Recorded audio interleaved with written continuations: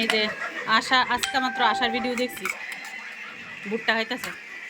আর ইয়া দাদা মানে আশার হাজব্যান্ড আর কি, দাদা বলে এমন জাল বিলে দিছে, মানে গুঁড়া লঙ্কা আছে, আরে সরি শুকনো লঙ্কা আছে না, শুকনো লঙ্কা পুইরা মনে দিছে, আর জালের লিগে কেউ খাইতে পারতেছে না, এমন জাল দিছে বলে। মা গো আমিও না জাল খেতে পারি না।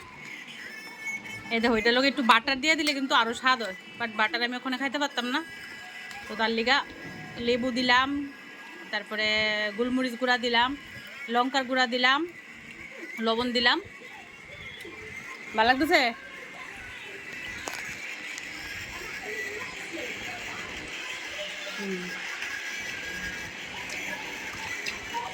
হাতকাটা সিদ্ধ হয়েছে ভালো না?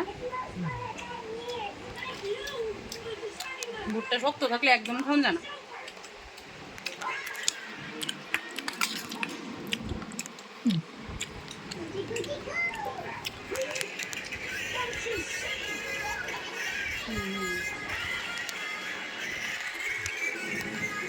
হুম